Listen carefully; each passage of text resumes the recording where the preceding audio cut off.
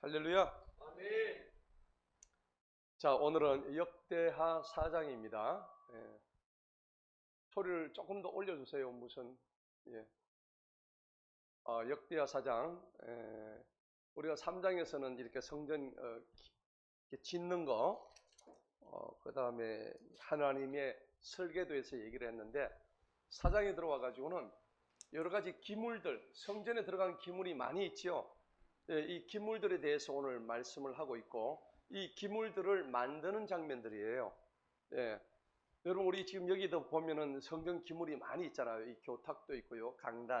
강단도 있고, 그 다음에 이렇게, 뭐, 과거에는 분향단 이렇게 해가지고 했는데 요즘은 그렇게 안 하고 여러 가지 예배에 사용되는 모든 기물들, 지금 이걸 현대적으로 얘기하자면 그런 거예요. 그런데 오늘 여러 가지가 많이 나옵니다. 대표적인 게 있는데 놋재단, 놋바다, 그 다음에 금등잔대, 진설병상, 그 다음에 향단, 거기 보면은 또 여러 가지가 있습니다. 솥, 부삽, 대야, 또 받침대, 금재단, 등잔대, 꽃, 집게, 가위, 대야, 숟가락, 향로, 이 전부 다 금으로 만들었습니다. 오늘 그거 만들었다는 얘기를 지금 하고 있는 거예요. 근데 이거를 왜 이렇게 이제 만들었는데, 왜 이런 방식으로 우리가 만들었는가? 이제 이 기물 안에는, 기물 안에는 누가 지금 어떤 뜻이냐니까는 예수님이 다 담겨져 있다는 겁니다. 여러분 생각해보세요. 이 물컵 안에도 예수님이 담겨져 있대요. 오늘 그런 뜻인데 이게 무슨 말일까? 우리가 조금 알아야 됩니다. 그런데 성경은 제가 늘 말씀드렸다시피 누구 얘기입니까? 전부 예수님 얘기입니다. 예수님은 구약 시대도 계셨고 신약 시대도 계셨고 영원부터 영원까지 계신 분이 예수님이에요. 자, 그래서 예수님은 구약 시대에도 여전히 계셨고 또 지금도 계시고 지금도 하늘 보좌 위에 계십니다. 그래 영원토록 우리를 지켜주시고 중보해 주십니다. 그 예수님께서 오늘 이 기물들에 대해서 지어져가는, 만들어져가는 그 과정 속에 예수님의 복음의 그림자가 다 들어있다는 것을 우리가 오늘 깨닫게 될 거예요. 자, 그래서 먼저 어떤 기물들을 만들었는지 한번 성경을 한번 보십시다. 1절에 보니까는 놋재단 나오죠? 맞습니까? 네, 놋재단이 나옵니다. 크게 보도록 하겠습니다. 자, 두 번째가 뭐가 나옵니까? 놋바다 나오죠, 놋바다. 2절 보세요. 바다라고 나오죠? 예, 놋바다입니다. 그리고 이제 조금 내려가면은 7절 보세요. 7절에 보니까는 금 뭐예요? 등잔대죠. 등잔대. 요게 세 번째죠.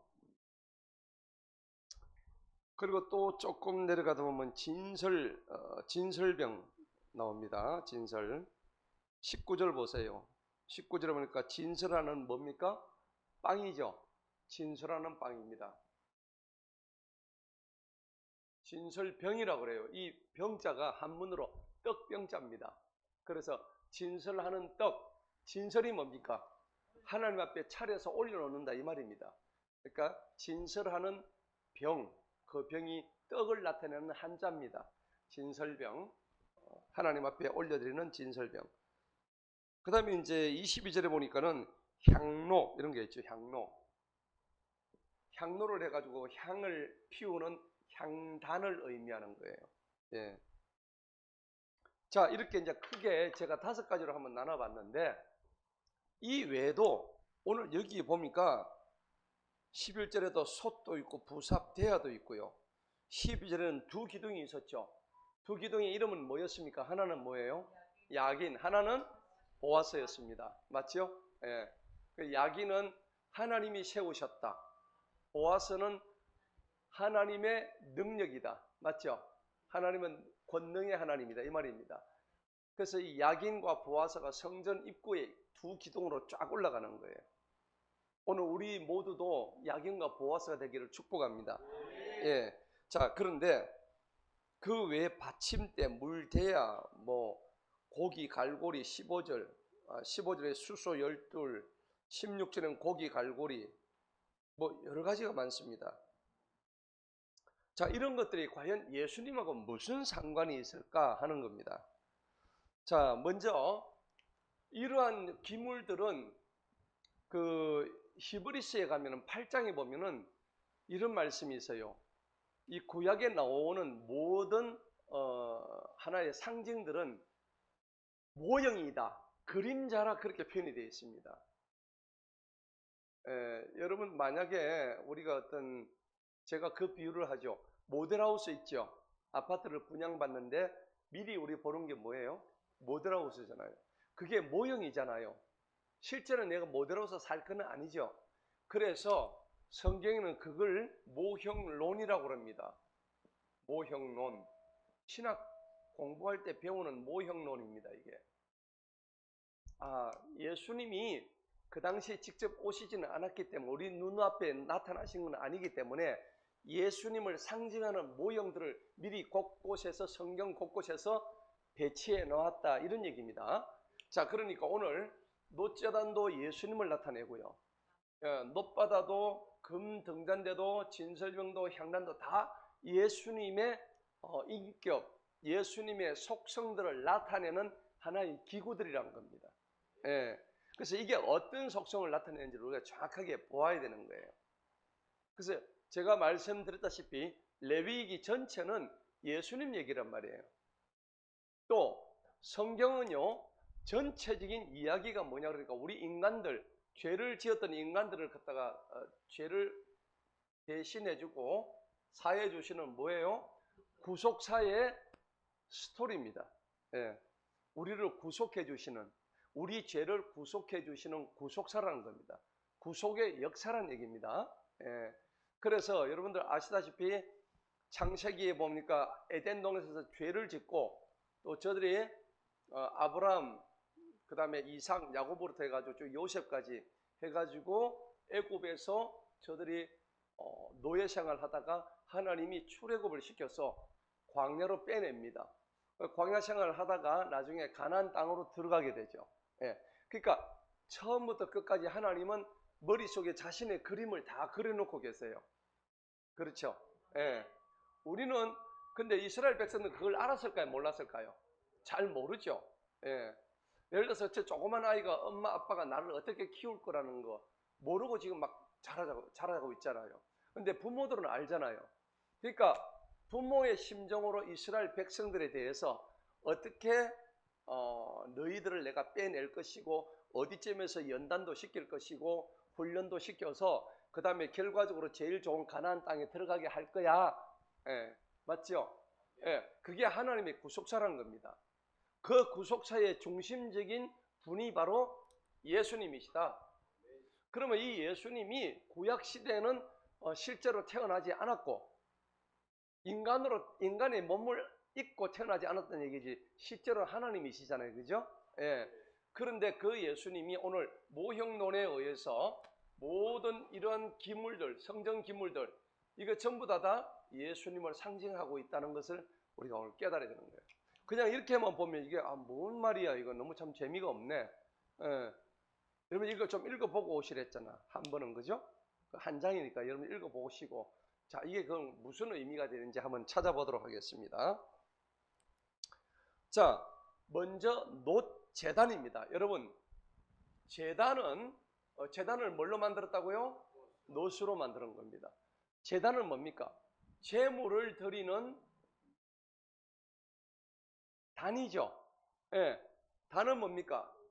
여기 이 강단을 채워놓고 그 위에서 제물의 예배를 드린다는 얘기입니다.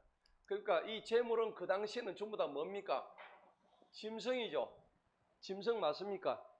짐승들을 잡아다가 그 짐승들의 피를 통해서 우리의 죄를 대신해서 속죄했단 말이에요. 맞습니까?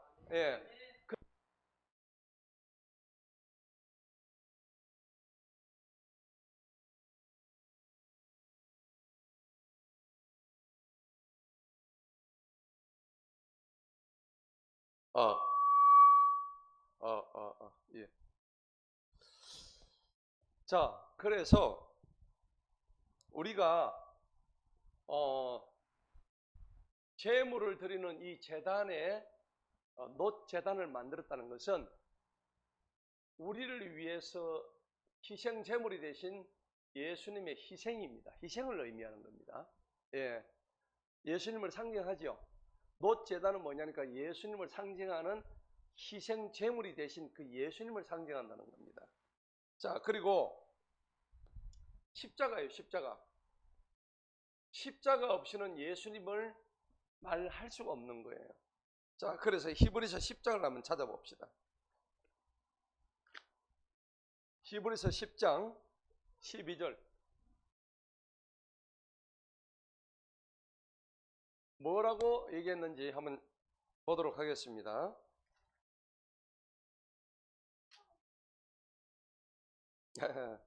자, 히브리서 10장. 그러니까 여러분들 이거 보시면은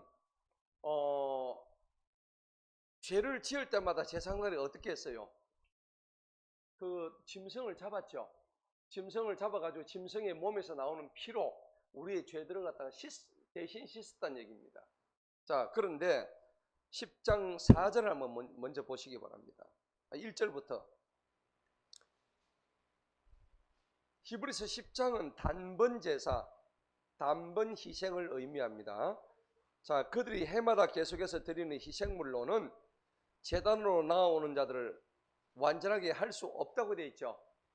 1절 보세요. 맞습니까?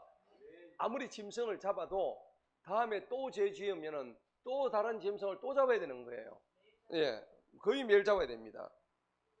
그런데 4절에 뭐라고 했는가 한번 읽어볼까요? 시작.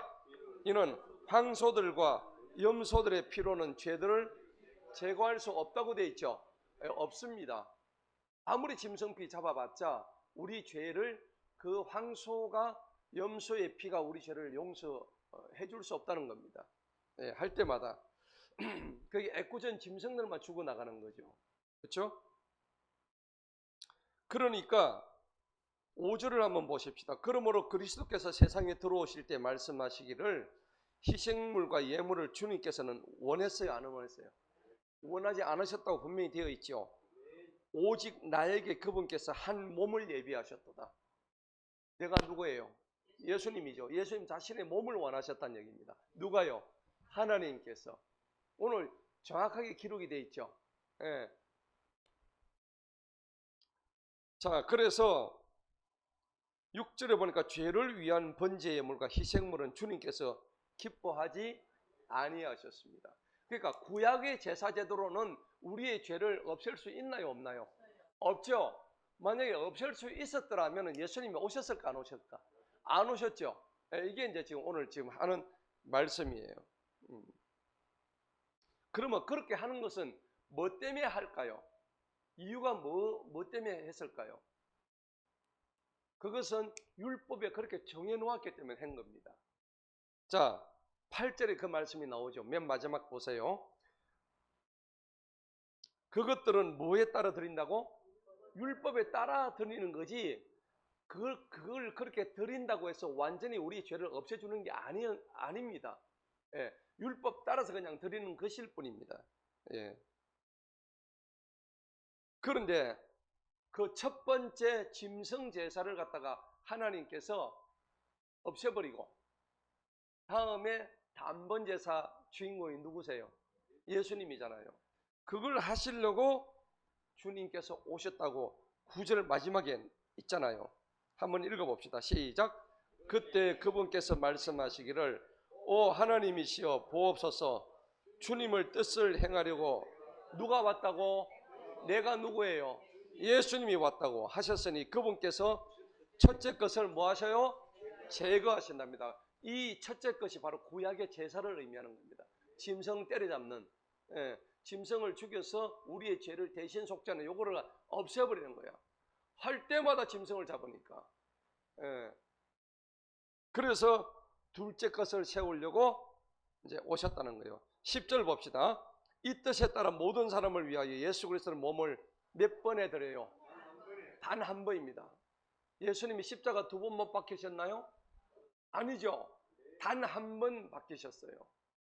그래서 우리가 이거를 뭐라고 그러냐니까 단번 제사라고 그래요. 단번 제사.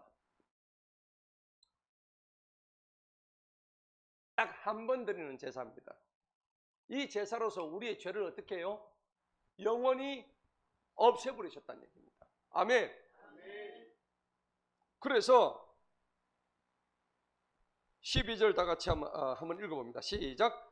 그러나 이분께서는 죄들을 위하여 단 한 번의 희생물로 영원히 드리신 후에 하나님 오른편에 앉으셨다 그랬습니다. 그리고 14절 읽어봅니다. 시작. 이는 그분께서 단 한 번의 예물로 거룩하게 되어 있는 자들을 영원히 완전하게 됐다고. 할렐루야. 여러분, 우리가 예수님을 믿게 되면 그분께서는 우리의 죄들을 단 한 번만에 어떻게 해요? 소멸시켜버려요. 저는 매일 죄를 짓는데요. 죄 짓죠. 그러니까 우리가 죄가 2가지가 있어요. 구원을 시점으로 해서 구원 이전의 죄가 있고, 이거 이전죄입니다. 구원받고 난 이후에 죄가 있습니다. 뭐가 다를까요? 똑같은 죄죠. 네.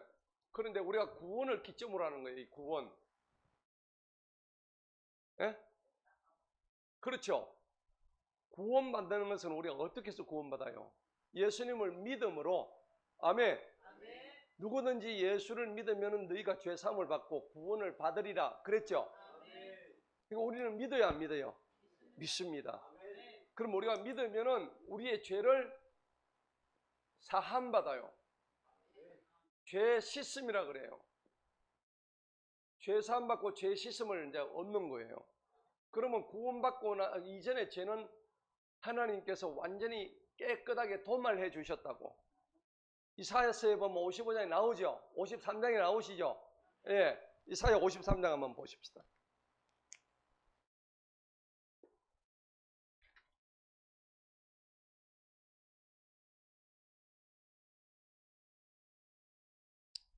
자, 이사야 53장 5절입니다.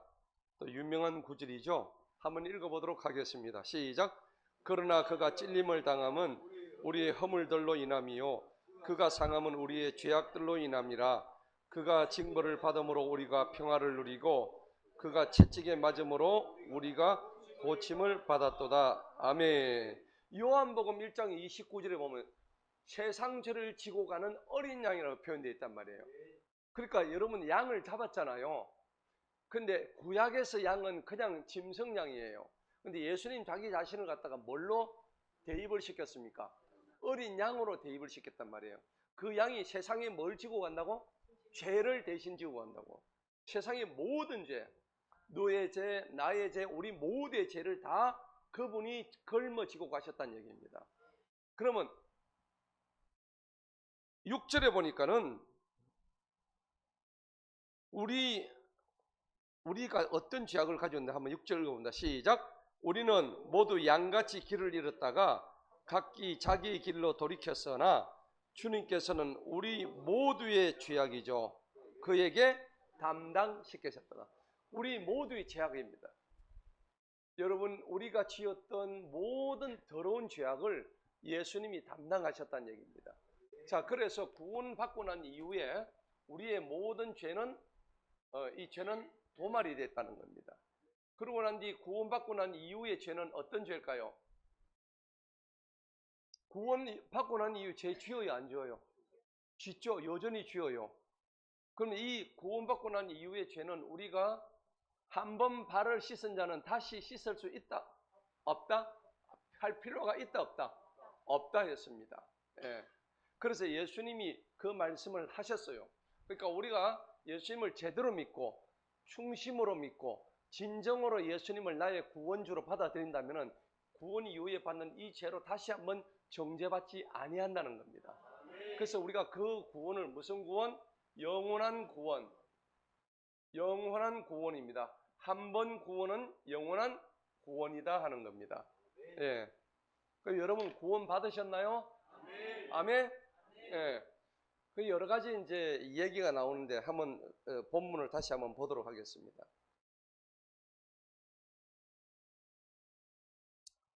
자, 그래서 단번 씻음, 계속 씻어야만 한계를 갖다가 히브리서 9장 12절 한 번만에 씻다는 겁니다. 자, 그런데 히브리서 오늘 9장 단번 이 교리가 나오는데 사실 이게 하나님의 은혜죠. 맞습니까? 우리가 뭘 잘해서 그런 거 아니죠. 그냥 하나님을 믿겠다고 하는 나의 진심과 나의 의지를 갖다가 주님 앞에 내가 표현하니까 하나님이 우리의 모든 죄를 갖다가 다 사해 주셨다는 겁니다.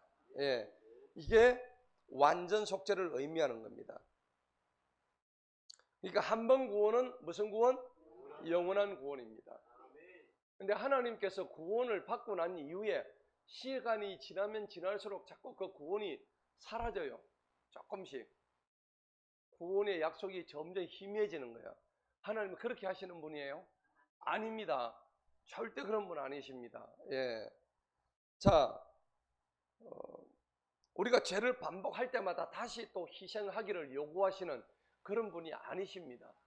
절대적으로 여러분들 오해하시면 안 돼요. 그래서 요한복음 10장 28절에는 이 말씀이 정확하게 나와 있습니다. 요한복음 10장 한번 보시기 바랍니다. 요한복음 10장 28절. 오늘 그러니까 상당히 중요한 얘기입니다. 10장 28절 다 같이 한번 읽어봅니다. 시작. 내가 그들에게 영원한 생명을 주노니 그들이 결코 멸망하지 아니할 것이요 또 누구든지 나의 손에서 그들을 빼앗지 못하리라. 아멘. 이게 구원의 영원한 안전보장입니다. 예. 그래서 그들에게 내가 영원한 뭘 준다고요? 영원한 생명입니다. 생명이 그냥 생명이 아니고 한번 줬다가 뺏는 생명 그런 게 아니고요. 영원한 생명입니다. 저와 여러분은 믿음으로 영원한 생명을 얻은 줄 믿습니다. 할렐루야. 예. 자, 요한복음 그래서 29절 한번 또 읽어봅니다. 거기에 요한복음 10장 29절 시작. 그들을 나에게 주신 내 아버지는 모든 것보다 더 크시니 아무도 내 아버지의 손에서 그들을 빼앗아가요? 못 빼앗아가요? 못 빼앗아갑니다. 여러분, 우리가 구원받고 난 이후에 죄를 짓고 뭐 그런 것은 하나님께서 네 죄 지었다고 너에게 준 구원을 내가 취소할게, 빼앗아갈게 그렇게 안 하신다는 얘기입니다. 절대 여러분 이거 오해하시면 안 돼요. 요한복음 17장 한번 봅시다.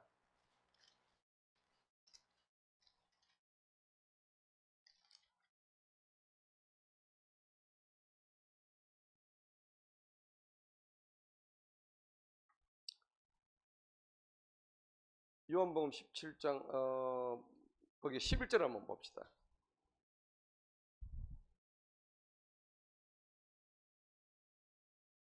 이제 나는 더 이상 세상에 있지 아니하나 이들은 세상에 있고 나는 아버지께라고 하오니 거룩하신 아버지 아버지께서 내게 주신 그들을 아버지 이름으로 뭐예요? 지키시어 그들도 우리와 같이 하나가 되게 하옵소서 그렇게 했습니다. 그리고 12절에 보니까 멸망의 아들 외에는 그들 중에 하나도 잃어버리지 아니하신대요. 여러분 멸망받을 자들 아니시죠? 아멘. 하나도 잃어버리지 아니하신대요. 여러분 꼭 이걸 기억하셔야 돼요. 예.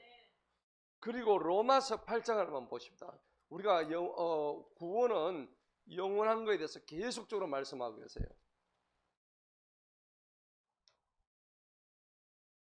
로마서 8장 38절을 한번 읽어볼까요? 시작. 이는 내가 확신하노니 사망이나 생명이나 천사들이나 정사들이나 권세들이나 현재 있는 것들이나 장차 올 것들이나 높음이나 깊음이나 어떤 다른 피조물이라도 그리스도 예수님 우리 주님 안에 있는 하나님의 사랑에서 우리를 능히 떼어놓을 수 있어요 없어요? 못 떼어놓습니다. 이게 구원의 영원한 안전보장을 말씀하는 거예요. 예, 영원하다는 겁니다. 자, 우리가 이런 자들입니다. 대단하죠? 예, 예수 믿어가지고 우리가 정말 제일 중요한 게 바로 구원받는 겁니다. 예, 예수 믿고 구원 못 받으면 아무 소용이 없다는 거죠. 자, 그래서 겉으로 믿은 사람이 있어요. 겉으로 믿은 사람. 여기까지는 우리가 예수를 제대로 믿었는데 겉으로 믿은 사람은 어떻게 될까요? 성경에 뭐라고 얘기하는가 한번 볼까요? 요한 1서 한번 보십시다. 요한 1서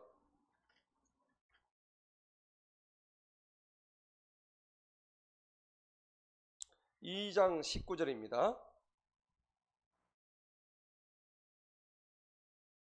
요한일서 2장 19절 다 같이 읽어봅니다. 시작. 그들이 우리에게서 나갔으되 우리에게 속하지 아니하였나니 이는 만일 그들이 우리에게 속하였더라면 우리와 분명히 함께 계속 거하였으리니와 그들이 나간 것은 그들이 우리 모두에게 속해서 그렇죠. 속하지 아니하였죠. 예, 원래부터 속하지 아니한 가짜비기 신도라는 얘기입니다. 예. 이런 자들은 어떤 자들입니까? 일시적인 믿음을 가진 자들이에요. 자, 어떤 자들이 구원받지 못한 자들인가? 성경은 히브리서 6장에서 말씀하고 있어요. 한번 볼까요? 히브리서 6장.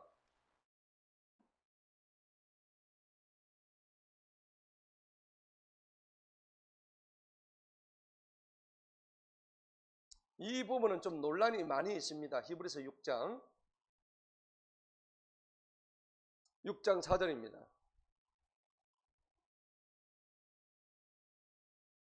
자, 일단 1절 한번 보십시다. 그러므로 우리가 그리스도의 교리의 초보 상태를 떠나 완전함을 향하여 나아가라고 얘기합니다.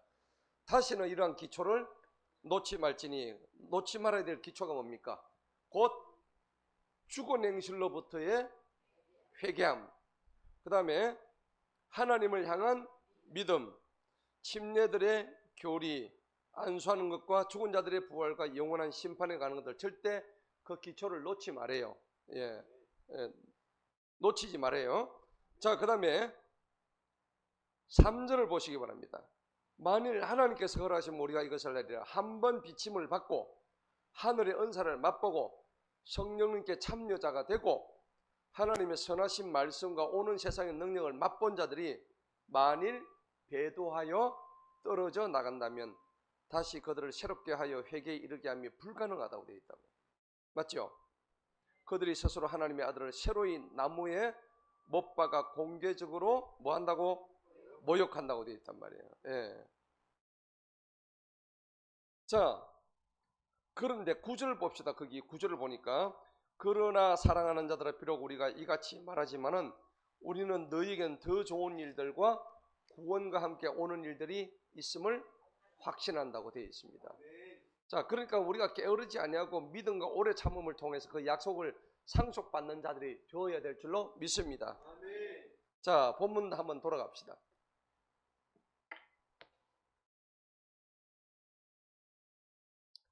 겉으로 믿는 사람의 특징이 바로 이제 그런 건데, 아까 우리가 봤던 요한일서 2장 9절에처럼 일시적인 믿음을 가진 사람들은 돌짝밭에 씨앗을 뿌리면 어떻게 돼요? 안 나죠? 예, 안 납니다. 돌짝밭에 보면 그 씨앗이 땅에 뿌리를 박을 수 없으니까 나중에 다 말라 죽어버려요. 그러니까 우리가 하나님의 말씀을 갖다가 우리는 돌짝밭에 무슨 밭이 돼야 돼요? 옥토밭이 되는 거예요. 옥토밭이 되어야 말씀의 씨앗이 떨어질 때 그 말씀 하나 때문에 우리가 몇 배의 결실을 맺어요? 30배, 60배, 100배의 결실을 맺는 거예요. 할렐루야. 지금 저는 여러분들이 지금 어떤 분은 30배, 어떤 분은 60배, 어떤 분은 100배의 결실을 지금 맺고 있는 중이라고 생각합니다. 아멘. 예. 별거 아니잖아요. 말씀. 남들이 볼 때는 그 말씀이라는 게 별거 아니에요. 말씀 한 구절 때문에 돌아온 사람들이 많이 있습니다. 예.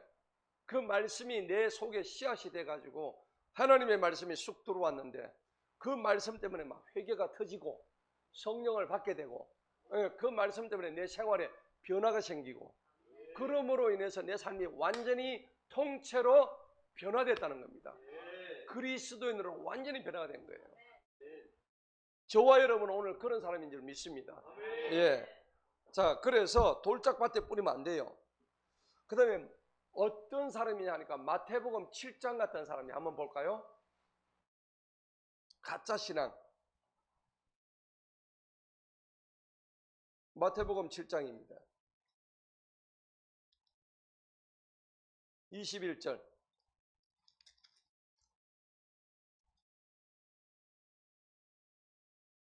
다 같이 읽어봅니다. 시작. 나에게 주여 주여 하고 말하는 자가 다 하늘의 왕국에 들어갈 것이 아니요 오직 하늘에 계시는 내 아버지의 뜻을 행하는 자라야 들어간다고 되어 있다고. 아멘. 여러분 입으로 주여 주여 한다고 들어가요? 못 들어가요? 다 못 들어갑니다. 다만 주님의 뜻대로 행하는 자가 되어야 되는 거예요. 주님의 뜻대로 행한다는 게 뭘까요? 하나님 말씀 앞에 두려워서 떠는 사람이에요. 맞죠? 하나님 말씀 때문에 내가 어떤 나쁜 짓을 하려고 하더라도 그 말씀이 걸려서 이게 주저주저 되는 사람이에요. 근데 어떻습니까? 예수 믿는데 했는데 하나님이 싫어하시는 행동들을 갖다가 아무런 꺼리낌 없이 막 해대는 사람이 있어요. 그거는 하나님 말씀을 무시하는 것이고 성령님을 근심하게 하는 거예요.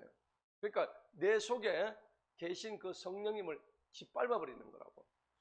만약에 여러분들이 진짜 거듭난 사람이라면은 내가 조그마한 하는 행동을 할 때도 그 성령님 때문에 하나님의 말씀이 나한테 자꾸 부닥쳐 가지고 어떤 걸 갖다가 나쁜 짓을 하려고 해도 늘 고민이 되고 영적인 싸움을 하는 거예요. 이게 돼야 되는 거죠.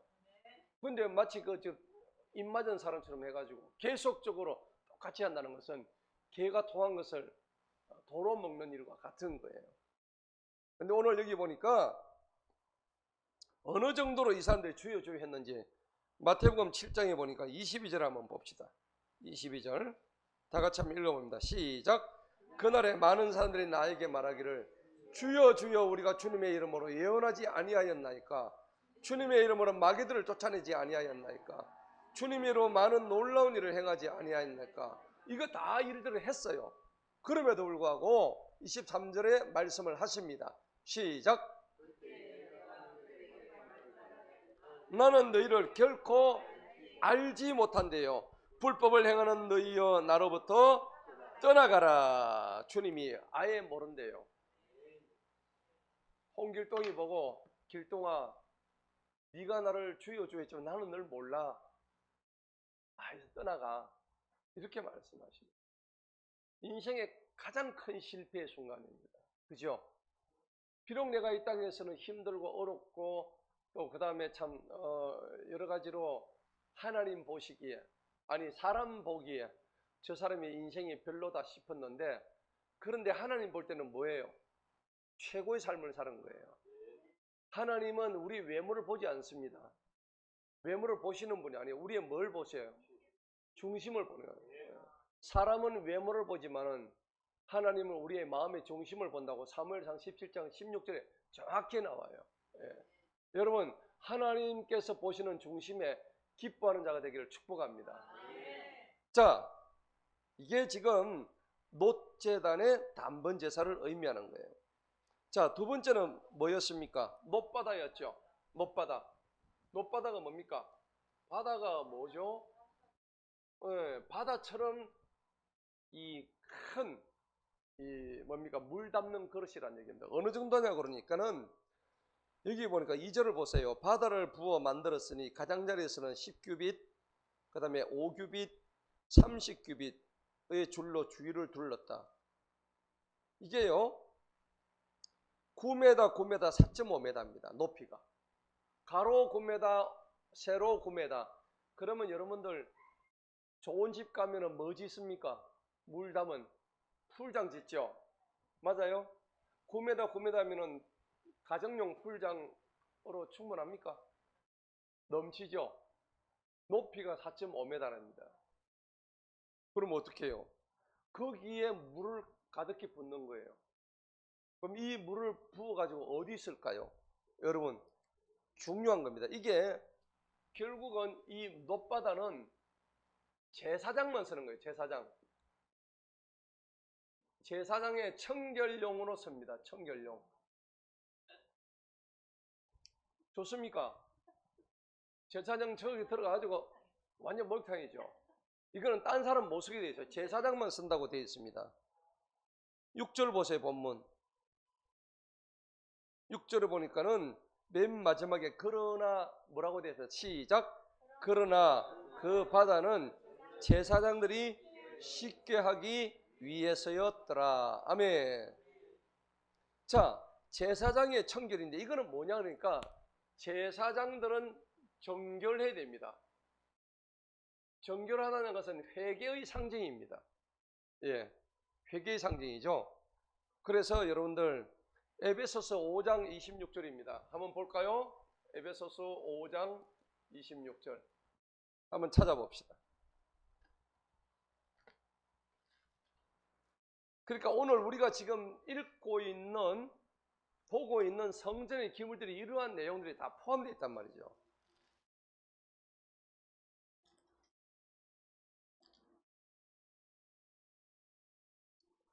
왜 물로 씻어야 되는지, 제사장에 저 많은 물이 왜 필요할까요? 5장 26절 읽어봅니다. 시작.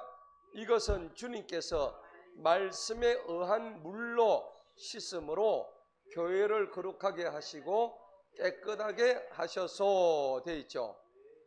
그래서 자기 앞에 영광스러운 교회로 세우신답니다. 여러분, 우리도 물이 필요해요? 안 필요해요? 집에 가면 여러분들 물로 씻어요? 뭘로 씻어요? 다 물로 씻어요. 그죠? 물로 다 씻어요. 그래서 우리가 세례 받을 때에 침례 받을 때 뭘로 씻죠? 물로 침례 받고 물로 세례 받는 거예요. 물이란 것은 우리의 더러움을 씻어주는 상징적인 정결함을 의미하는 거예요. 예. 자, 그런데 이거는 제사장이 성소에 들어갈 때마다 씻었어요? 한 번만 씻었어요? 들어갈 때마다 씻는 거야. 그런데 예수님은 오셔가지고 물로 이미 씻은 자는 필요 있다 없어? 필요 없다 했어요? 필요 없다고 하는 거예요. 그 말씀이 요한복음 13장에 나와요. 한번 볼까요? 이게 예수님이 얼마나 우리를 편하게 해주신지 몰라. 맞죠? 우리가 만약에 구약시대에 샀다면 우리 교회 올 때마다 물 대어가지고 씻고 들어와야 되는 거예요. 맞죠? 요한복음 13장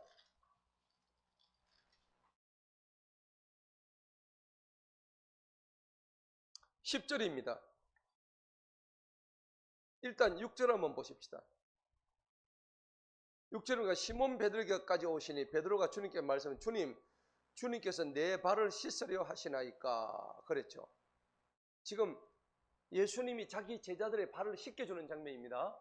예, 그러면서 이렇게 말씀을 하십니다. 9절에 이제 이렇게 합니다. 시몬 베드로가 주님께 말씀드리기를 지 발을 갖다 씻겨주고 나니까 주님 내 발뿐만 아니라 뭐도 씻겨달라고? 내 손과 머리도 씻어주소서. 베드로가 왜 이런 요청을 했을까요? 발을 씻어주니까 깨끗하다 하니까는 기와이면 그러면 예수님 내가 이제 머리도 씻겨주고 손도 씻겨주면 더 깨끗한 사람이 되지 않습니까? 라는 의미죠. 그럼 이게 구약적인 의미 맞죠? 제사장이 성소 들어가 예배 들어갈 때 늘 높바다에서 손을 씻고 몸을 씻고 하는 똑같은 행위예요. 그런데 예수님의 말씀이 얼마나 걸작입니까? 10절을 한번 다 같이 읽어봅니다. 시작. 예수님께서 그에게 말씀하시기를 이미 씻김을 받은 자는 그의 발밖에는 씻을 필요가 없나니 온몸이 뭐하다고? 깨끗합니다. 그런데 너희가 깨끗하지만은 다는 깨끗한 사람이 아니다 하는 겁니다. 누구 보고 한 얘기입니까? 가룟 유다 보고 한 얘기죠. 맞죠? 예. 그러니까 예수님이 지금 하신 얘기는 이게 사실은 진짜 기가 막힌 말씀이에요.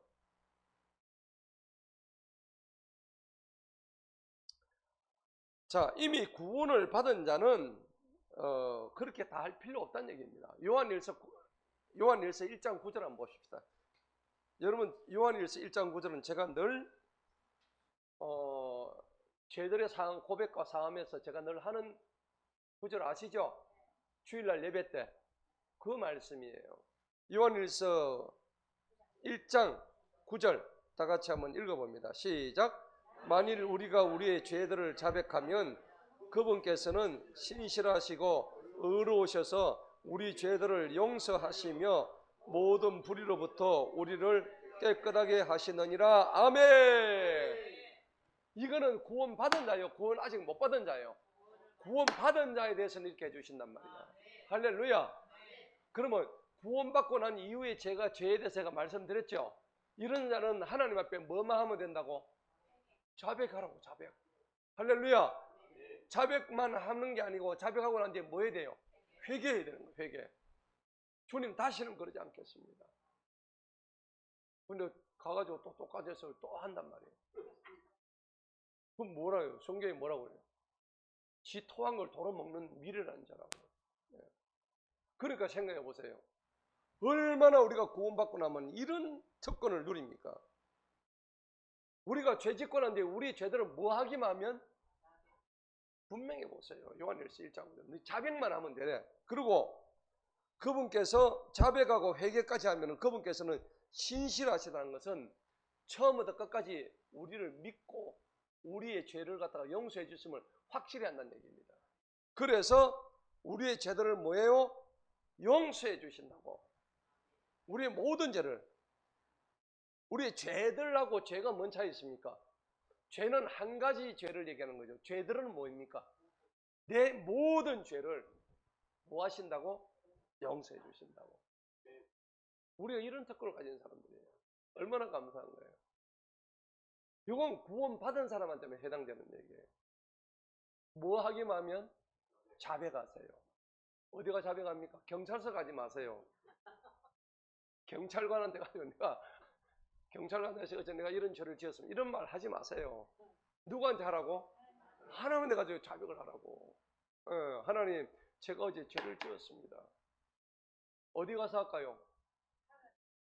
하나님 앞에 어디든지 가서 하세요. 교회에서 하든 가정에서 하든 길을 가면서 하든 뭐 하면서 진정으로 눈물 흘리면서 그런 마음을 하셔야 되는 거예요. 자백하기만 하면 우리의 모든 죄를 어떻게 해요? 용서해 주신다는 겁니다. 할렐루야. 자, 본문 봅시다. 그 다음에 나오는 게 금등잔대입니다. 여러분, 등잔대는 뭘 피웁니까? 불을 피우죠. 불. 맞습니까? 불. 불에서 나오는 게 뭐예요? 빛입니다. 빛. 너희는 세상의 빛과 소금이야. 분명히 말씀하셨죠. 나는 세상에 뭐로 왔다고? 빛으로 왔다. 누가 말씀하셨어요? 예수님은. 빛은 누구를 상징해요? 예수님. 그러니까 금등잔대 안에 누가 계세요? 예수님이 계신 거예요. 오늘 제목이 뭐예요? 거룩한 성전 도구들에 숨겨진 누구예요? 예수님이 다 들어있는 거예요. 여러분 오늘 지금 보지만 이거 전부 다 예수님을 상징하는 거라고. 예. 자, 그래서 이거는 성소의 빛, 성령, 진리의 빛입니다. 진리의 빛. 이 빛은요, 세상의 모든 어둠을 없앨 수 있는 탁월한 권능을 가진 빛입니다. 오늘 이런 전등빛하고는 아무런, 얘는 게임이 안 되는 빛이에요. 자, 요것은 다른 말로 하면은 교회의 등불입니다. 교회의 등불이고. 자, 마태복음 5장 14절 한번 보십시다.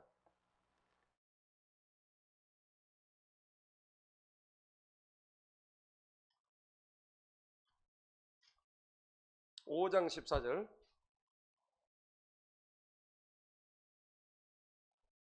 마태복음 5장 14절 다 같이 한번 읽어봅니다. 시작. 너희는 세상의 빛이라 산 위에 있는 성읍이 숨겨질 수 없느니라. 아멘. 우리가 뭐라고요? 세상의 빛이래요. 예. 우리가 세상의 빛이면은 세상이 우리 때문에 그 암흑의 세계가 다 어떻게 돼요? 다 드러나게 되겠죠. 어두운 곳을 다 비추는 여러분 진리의 등대가 되기를 축복합니다. 예. 너무나 감사한 거예요. 자, 계시록 1장 한번 볼까요? 계시록 1장에는 또 뭐라고 얘기하는지.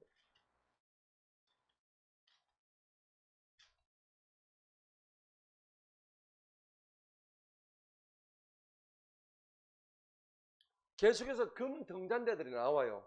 계시록에서도. 자, 구약에도 금등잔대 나오지만 신약에도 똑같이 금등잔대가 또 나옵니다. 20절을 한번 볼까요? 한번 읽어봅니다. 1장 20절 시작. 곧 내가 본 바 나의 오른손에 있는 7 별들과 7 뭐요? 금등잔대들의 신비라 그랬습니다. 이 7 별들은 7 교회의 천사들이요. 내가 본 7 등잔대들은 뭐예요? 7 교회. 자, 교회를 의미합니다. 아, 금 등잔대가 불을 비추는 등잔대잖아, 그죠? 아, 이게 지금 오늘날의 교회를 의미하는 거라. 근데 오늘날 교회가 빛을 갖다가 발하는 교회가 많이 없어. 왜 그럴까요? 다 썩었어요. 그쵸? 저는 이 교회가, 우리 교회가 썩지 않기를 진심으로 바랍니다. 네. 여러분과 같이 우리 이 교회가 세상의 빛이 되고 진리의 등불이 되고 하나님의 등잔대가 되어서 세상의 흑암을 소멸시킬 수 있는 빛이 되기를 축복합니다. 예. 자, 그 다음에 진설병 상이 10개입니다. 자, 드려진 떡 양식입니다. 자, 요거는요, 떡이죠, 떡. 떡은 우리가 먹는 거 아닙니까? 양식이죠. 육의 양식인데 여기서는 하나님의 말씀입니다. 말씀. 진리입니다. 나는 생명의 떡으로 왔다고 말씀했죠. 요한복음 6장 한번 보십시다. 예수님이 직접 자신이 떡이래요.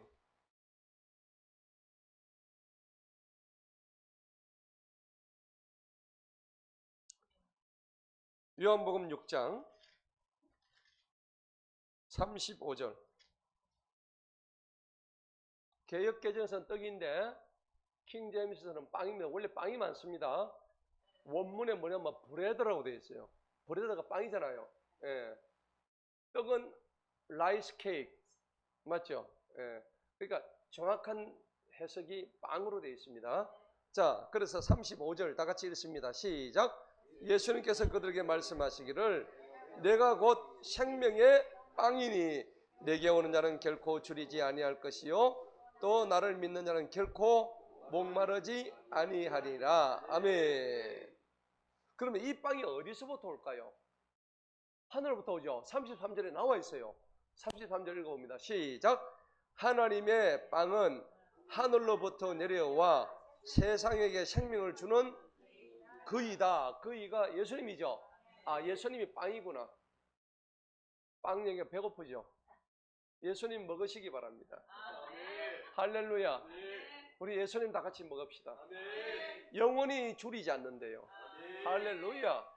예. 그러니까 예수빵 먹으시면 돼. 예수빵 어디 있는데요?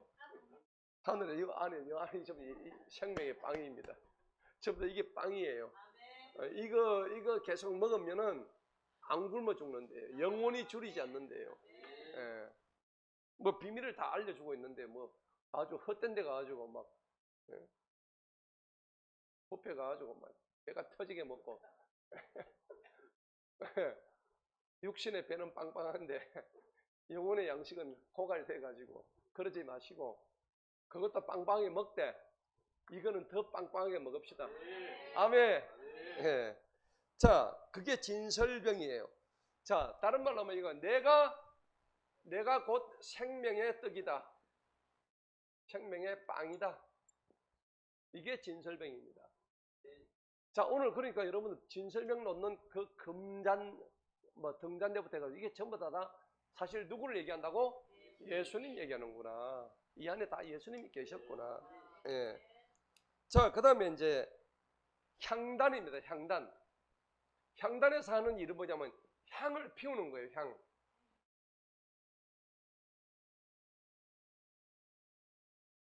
향을 피운다는 얘기는 기도의 향불을 올리자. 그런 얘기 들어보셨죠? 기도의 향불을 올리자. 기도를 하면은 그 훈훈한 향이 위로 올라갑니다. 아멘. 예. 계시록 5장 8절 한번 보십시다. 우리가 계속 그 향불을 피워야 돼요. 계시록 5장 8절.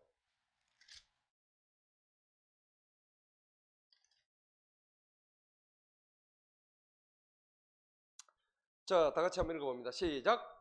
그분께서 그 책을 취하시니 네 짐승과 24 장로들이 각자 하프들과 향들이 가득한 금대접이죠.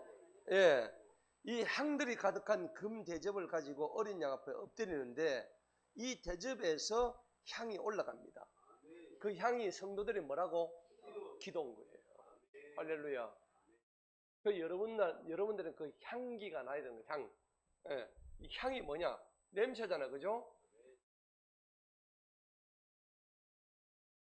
향기잖아.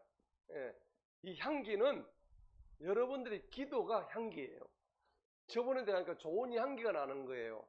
그러니까 우리가 향단에서 향을 갖다 피우는 것은 사실 향 피울 필요 없죠.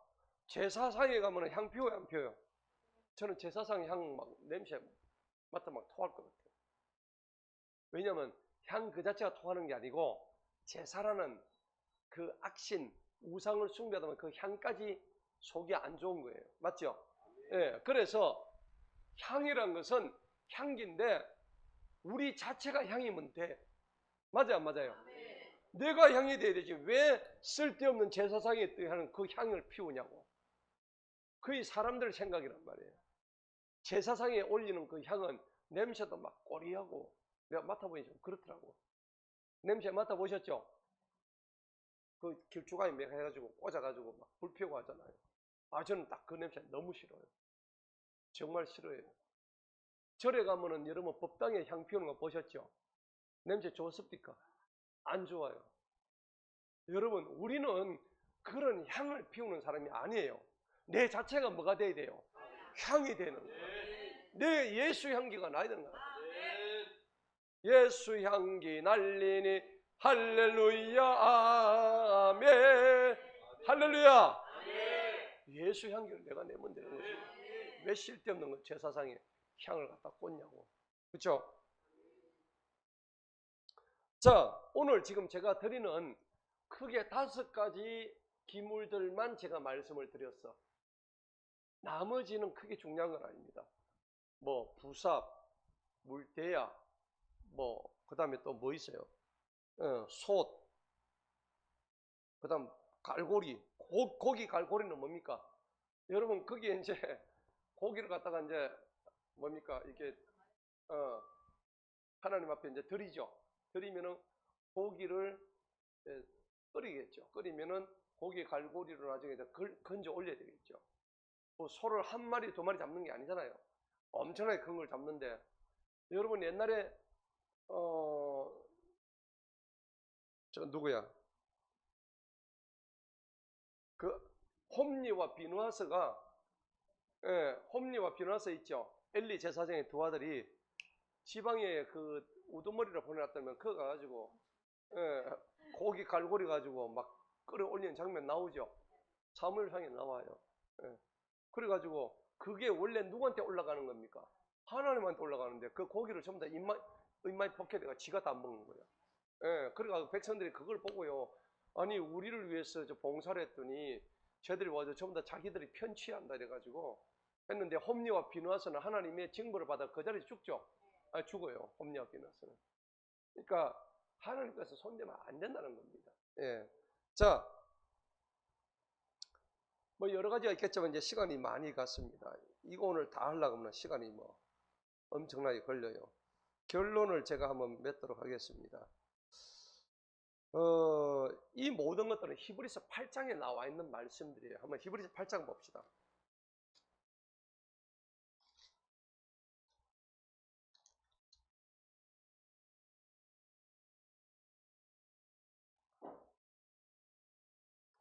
히브리서 8장은 예수 그리스도의 새 언약이 얼마나 탁월한가에 대해서 말씀하는 장이에요.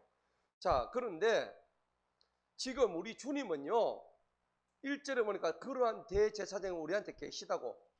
그분께서는 하늘들에서 위엄하신 분의 보좌 지금 어디 계셔요? 십자가에 못 박히고 부활하셔가지고 승천해가지고 사도행전 1장 8절에 승천한 장면 나오죠. 나와가지고 지금 어디 계시다고? 하나님 보좌 우편에 지금 앉아 계신 거예요. 그래서 뭐 하시려고요? 나중에 우리 그날 재림하시는 날 내려오셔가지고 이 땅으로 내려가 우리 심판하려고 기다리고 계신 거예요. 그리고 예수 잘 믿은 사람한테 상 주려고 기다리고 계신 거예요. 그리고 예수 안 믿는 사람은 어떻게 해요? 전부 다 심판의 채찍질을 하시려고. 예. 요즘 여러분 계시록 읽으시죠? 진노의 7 대접을 계속 붙죠? 예. 그거 하시려고 딱 준비하고 계신 거예요. 한번 하늘 문을 딱 열어보면은 그때는 마지막이요. 끝나는 거예요. 자, 그거 하려고 계신데 2절 봅시다. 8장 2절 보니까 우리가 지난 시간에 지성소 배웠죠? 지난주에 수요일을 했잖아요. 지성소에 누구만 들어가요? 제사장이 아니고 대제사장 한 사람만 들어가죠. 1년에 몇 번? 단 한 번. 그런데 이 지성소와 참성의 생기신 분이시라 이 성막은 누가 세워요? 주님께서 세우는 거다. 그리고 모든 대제사장마다 예물들과 희생물을 드리도록 임명을 받았는데 그러므로 주님 역시 그분이 드려야 할 필요가 있느니라. 자, 그런데 이렇게 하는 이유는 뭘까요? 4절 읽어봅니다. 시작. 이는 만일 주님께서 땅 위에 계셨다면 제사장이 될 수 없었으리니 거기는 율법을 따라 예물을 드리는 제사장들이 있기 때문이다. 예. 자, 필요가 없는 거죠. 그런데 앞에 구약에 나왔던 이런 기물들, 성전의 모든 도구들, 이거는 전부 다 5절에서 말씀하시는 모형이라는 겁니다. 제가 첫 번째 얘기했던 모형론을 의미하는 거예요. 5절 다 같이 읽어봅니다. 시작. 그들이 섬기는 것은 하늘에 있는 것들이 뭐라고? 모형이요. 또 뭡니까? 그림자. 오늘 설교 제목이 뭐예요? 그림자. 복음의 그림자입니다. 예. 복음의 그림자요. 하나의 모형에 불과하다는 겁니다. 우리는 모형과 그림자를 통해서 우리가 영원히 살 모델하우스를 이미 보고 있는 거예요. 아멘. 구약은 모델하우스다. 맞죠? 신약은 뭐예요? 우리가 실제 거주할 집이다. 할렐루야. 계시록에서 우리가 들어가야 될 거룩한 도성 새 예루살렘에 우리가 들어가는 거예요. 그곳을 우리가 바라보고 지금 우리가 신앙생활을 하고 있는 거죠. 예.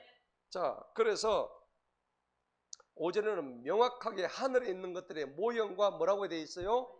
그림자라고 되어 있다고. 예. 그러니까 하나님이 이제 예수님을 통해서 우리한테 새 언약을 주시는 거예요. 예. 새 언약을 주셨다는 겁니다. 9장에 보니까는 히브리서 9장에 보면 9절에 또 말씀을 하셔요. 9절에서 일단 7절을 봅시다. 9장 7절 한번 읽어봅시다. 시작. 오직 두 번째 성막. 두 번째 성막이 어디예요? 첫 번째는 성소, 두 번째는 지성소. 아시겠죠? 두 번째 성막 안에는 대제사장이 홀로 몇 년에? 1년에 몇 번? 한 번 들어가되 피 없이는 들어가지 못하는 거야. 짐승의 목을 따야 되는 거야. 그렇죠? 예. 대제사장이 지 목을 따고 어떻게 들어가겠어요? 그죠? 지 목은 못 따지. 애꿎은 짐승 목을 따가지고 그 피를 가지고 들어가는 거야. 그런데 이 피는 자기 자신과 백성의 잘못들을 위해서 드리는 거예요. 지가 잘못했고 백성들이 잘못한 지었던 죄를 용서받기 위해서 그 피를 가지고 들어가는 거예요. 예. 8절을 읽어봅니다. 시작. 성령님께서 이것을 통해 보여주시는 것은 첫 번째 성막에 서 있는 동안에도 지성소 안으로 들어가는 게 아직 뭐예요? 드러나지 않은 거예요. 구약시대에. 맞죠? 그런데 예수님이 마지막 십자가에 못 박히시면서 테텔레스타이 내가 다 이루었다. 히브리어죠. 내가 다 이루었다. 테텔레스타이. 그러고 난 뒤에 성소에 있던 지성소에 있던 휘장이 어떻게 해요? 쫙 위에서 아래로 그냥 쫙 찢어진 거예요. 그리고 안에 있는 지성소가 보이게 됐죠. 맞습니까? 우리가 몰랐는데 지성소 안에 쫙 보이게 된 거예요. 그러면 우리가 지성소에 들어갈 담대한 그 힘을 우리는 얻었다고 되어 있단 말이에요. 그죠? 누구 때문에? 예수님 때문에. 얼마나 그 예수님이 우리는 고마워요. 그죠? 그 이전에는 우리는 들어가면 죽기만 했는데 이제는 거기 들어갈수록 우리는 살아가는 놀라운 일들이 우리한테 보장됐다는 겁니다. 예. 자, 그래서 9절을 한번 읽어볼까요? 9절. 자, 시작. 오직 히브리서 9장 9절 9장 7절 시작. 오직 두 번째 성막 안에는 대제사장이 홀로 1년에 한 번씩 들어가되 피 없이는 들어가지 아니하였으니 이 피는 자기 자신과 백성들을 위하여 드리는 것이라. 아멘. 9절 시작. 이 성막은 현재 곧 이때까지 뭐요? 모형이었더라. 그 안에서 예물들과 희생물을 드렸어도 그런 것들이 섬기는 자를 양심으로 완전하게 할 수 있었어요, 없었어요? 없었습니다. 대제사장이 설령 자기가 죄를 지었는데 진심으로 회개할 수도 있었고, 회개 안 해도 동물의 피를 가지고 들어가니까, 맞죠? 예. 동물의 피에 들어가니까 대제사장이 회개하고 안 하고를 떠나서 그 사람의 양심을 완전하게 할 수 없었다는 얘기입니다. 그런데 우리는 지금 이 신약시대에 살고 있는 우리는 예수님의 피로 인해서 단번 제사를 통해서 예수님을 누구든지 믿기만 하면 주님의 성령이 우리 속에 임하죠. 여러분 주의 성령 아십니까? 성령이 내 속에 들어오면 뭐가 쫓겨나요?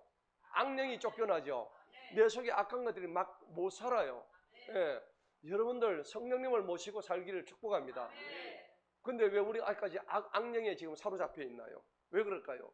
악령이 사로잡히면 성령님이 맥을 못 쳐요. 아주 성령님이 여기 있기 싫어하는 거예요. 왜냐하면 성령님은 인격적인 분이시거든요. 네가 나보다 악령을 더 좋아하니까 나는 여기 있지 않겠다. 그래서 하나님은 우리한테 무슨 의지 주셨어요? 자유의지 주신 거야. 여러분이 하고 안 하면 여러분 자유야. 왜 기왕이면 좀 그냥 계속적으로 하나님 찾게 만들지? 여러분 그렇게 하면 우리는 인간이 아니고 뭐가 돼요? 로봇이 되는 거예요. 로봇은 그냥 하라는 대로만 하잖아. 하나님은 우리를 굉장히 위대한 존재로 만들었어요. 우리에게 자유의지를 준 것은 네가 선택해서 하는 걸 난 더 기뻐하지, 내가 처음부터 네가 예수 믿고 하나님 잘 믿고 그렇게 만들어 나는 너희들의 의지, 너희들의 자유의지를 내가 존중한다 이 말입니다. 할렐루야. 네. 그렇게 하나님은 우리 세밀한 것까지도 우리를 사랑하신다는 거예요. 자, 오늘 말씀의 결론을 맺도록 하겠습니다. 자, 1절서부터 22절까지 얘기는 다 그냥 기구들 얘기예요. 예, 오늘 이러한 기구들이 있다는 겁니다. 그런데 그림자가 이런 그림자들이 실체로 드러났어요. 그 다음에 성전이 그 당시 솔로몬 성전이 뭘로 바뀌냐면 예수님으로 바뀌게 된 거예요. 아멘. 그러니까 예수님이 이제는 거룩한 성전이 되어버렸죠. 그러면서 예수님이 너희도 뭐라고 되라고? 성전이 되라고 하셨습니다. 근데 우리 성전 안에서 뭡니까?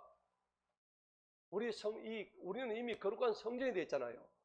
이 성전에서 계속 나쁜 일을 하게 되면 하나님이 근심하신다는 겁니다. 안 기뻐하신다는 겁니다. 자, 결국은 오늘 4장의 얘기는 뭘 하기 위해서 하느냐니까는 이거 한 목적이, 최종적인 목적이 뭡니까? 결국은 이거 많이 해가지고 이걸 완전하게 해가지고 하나님한테 뭘 드리냐면 하나님께 예배 드리는 겁니다. 예배. 우리는 예배자입니다. 아멘. 우리는 예배예요. 자, 예배를 드리는데 하나님이 몇 규비까지 다 얘기하셨어. 요거는 몇 규비다고 저거는 몇 규비. 이 몇 규비씩 뭐 그리 중요할까요? 왜 중요하냐니까 하나님은 그러한 하나님의 명령조차 너희가 따르냐 안 따르냐 순종을 보시는 거예요. 맞죠? 예. 여러분 기왕이면 순종의 복을 받으시기 바랍니다. 그래서 몇 규비까지 다 해주신 거예요. 출애굽기 보면 전부 다 그런 얘기고 레위기 보면 다 그런 얘기예요. 그래서 여러분들 레위기 볼 때에 이거는 몇 규빗이라고 저거는 몇 규빗이라고 이거는 뭐 어떻게 지겹죠? 지겨운데 지겨운데 그 뜻 전체는 순결과 순정과 그 다음에 그 안에 예수님이 곳곳에 다 들어가 있다는 것을 보여주는 거예요. 그 레위기는 전부 다 예수님 이야기예요. 예. 자, 그런데 예배는 뭘까요? 예배는 우리의 태도입니다. 그 다음에 정성입니다. 우리가 예배할 때 태도가 정성과 이게 똑바로 돼야지, 뭐 예를 들어서 우리의 옷이라든지 우리의 뭐 용모라든지, 아니 뭐 불교 믿는 스님들 중들도 보면 목욕 제기하고 가가지고 법당에 가지고 목탁을 두드리잖아요. 그들도 그렇게 하는데 우리는 하나님 나올 때 최상의 모습으로 나와야 되는 거예요. 아멘. 예. 하나님 우리 마음의 중심을 보는 거예요. 예. 그런 작은 디테일에도 하나님 우리의 마음의 중심을 보시기 때문에 전부 다 금으로 한 거예요. 골드로. 그러니까 여러분 골드는 뭘 상징합니까? 골드. 순수하고 그다음에 완전하고 하나님의 영광을 나타내는 거예요. 맞죠? 목사님 우리 이런 거 안 해도 되니까 그냥 금만 좀 있으면 좋겠다. 우리 이렇게 말할 수도 있잖아, 그죠? 금만 한 양 정도만 있으면 좋겠다. 예. 요즘 금한 돈이 얼마입니까? 한 65만 원 합니까? 미쳤죠? 옛날에 20만 원 했잖아요. 5만 원, 예, 그럴 때도 있었죠. 그러니까 이 머리가 있는 사람은 금을 사모으는 게 돈이 된다고. 우리는 돈이 돼요, 안 돼요? 돈이 안 됩니다. 여러분, 돈도 안 되고 돈이 없어. 예. 근데 그 금보다 더 귀한 여러분 믿음이 있잖아요. 할렐루야. 예, 황금에 눈물지 마세요. 우리 금보다도 더 귀한 믿음이 있다. 최고죠. 예, 그것만 있으면 돼. 예. 자, 그런데 이제 오늘 마지막으로 말씀드릴 거는 이런 예배를 하나님이 받으신 성경적인 예가 많이 있어요. 여러분, 창세기 4장에 보면은 어떻게 하나님이 이런 디테일한 예배를 받으셨는가 나옵니다. 창세기 4장 한번 볼까요? 가인과 아벨 얘기 아시죠?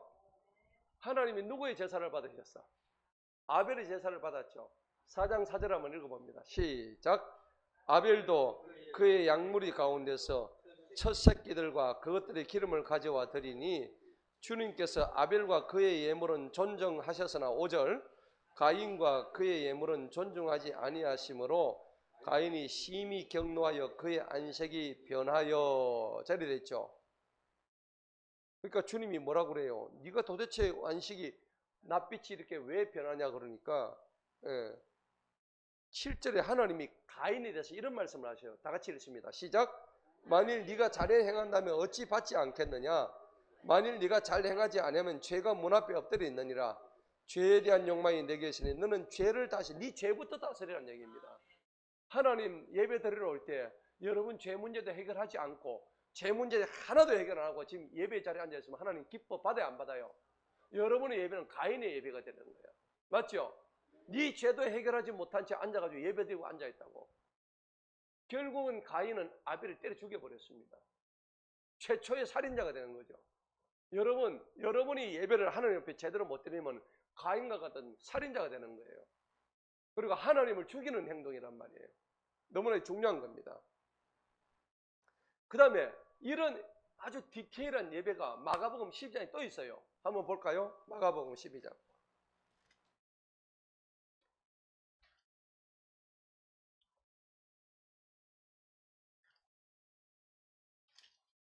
여러분 가난했던 과부 아시죠? 과부가 헌금을 얼마나 했습니까? 두랩돈 헌금 기억나시죠? 41절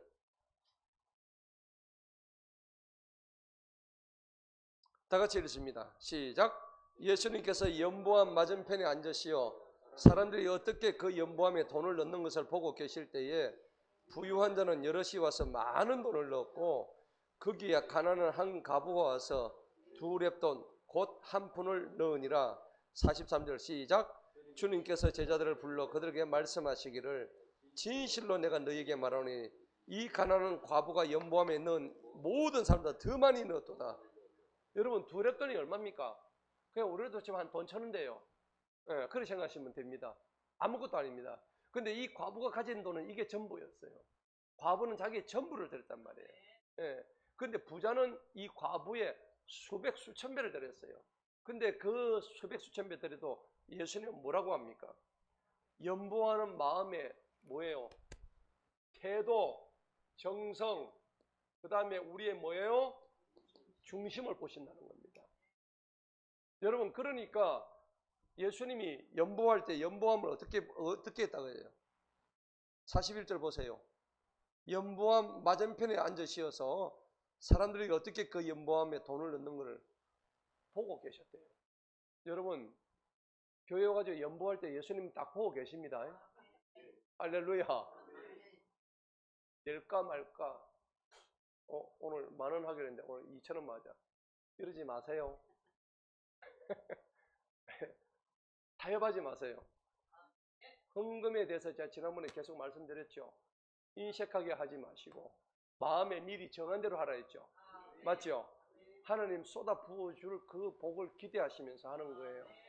근데 오늘 이 과부의 두렵다는 결국은 예배에 대한 마음의 중심과 태도와 정성과 헌신의 자세를 얘기하는 거예요. 예. 자, 오늘 이제 마지막인데 이 성막 재료 규격을 제시하는 장면이 출애굽기 25장부터 해가지고 쫙 나오는데 한 번만 보고 마칩시다.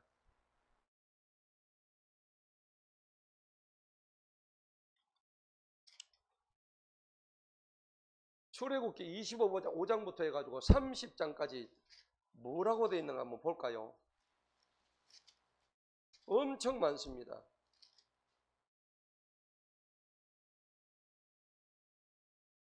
25장부터 30장까지 쭉 나오죠. 자, 여기 보니까요, 25장부터 한번 봅시다. 보니까는 뭐 3절에 청색, 자주색, 주홍색 실, 뭐 배실 쭉쭉 나오죠. 예, 그리고 10절에 9절 한번 봅시다. 8절 9절 한번 읽어봅니다. 시작.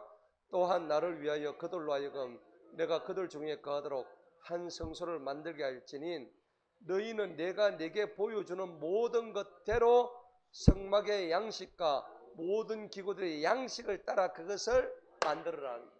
네 마음대로 만들지 말란 얘기입니다. 아멘. 하나님이 정해주는 대로 하라는 얘기입니다. 맞죠? 예. 그래서 성전에 하는 것도 하나님이 정해주는 대로 하셔야지 내 마음대로 하시면 안 돼요. 아시겠죠?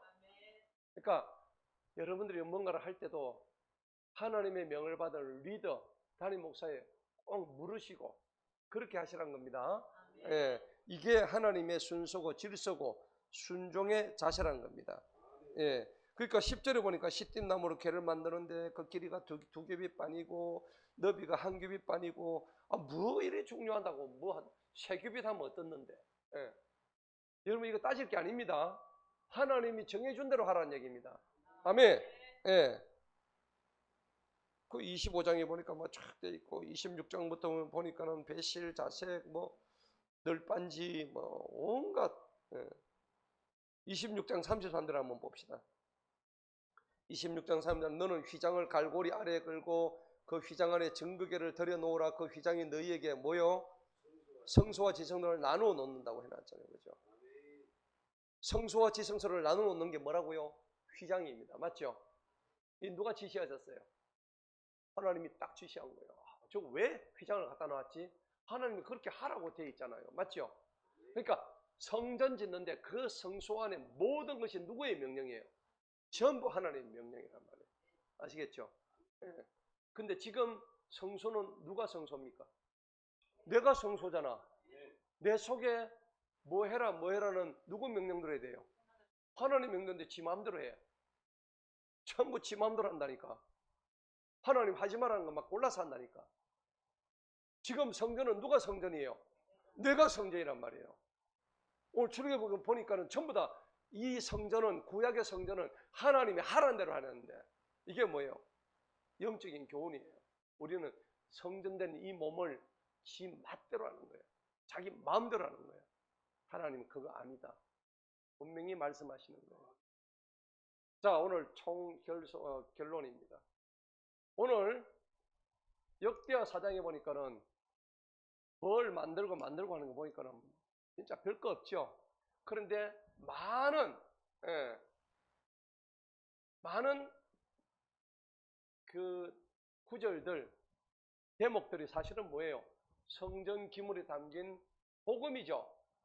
복음의 그림자입니다. 그림자가 이 안에 다 들어있는 거예요. 그 다음에 거룩한 성전 도구들에 숨겨진 누굽니까? 예수님. 그래서 오늘 제가 부제를 이렇게 다른 거예요. 이해가 가시죠? 예. 여러분 자신 안에 모든 예수님의 흔적이 있기를 축복합니다. 기도하겠습니다. 하나님 아버지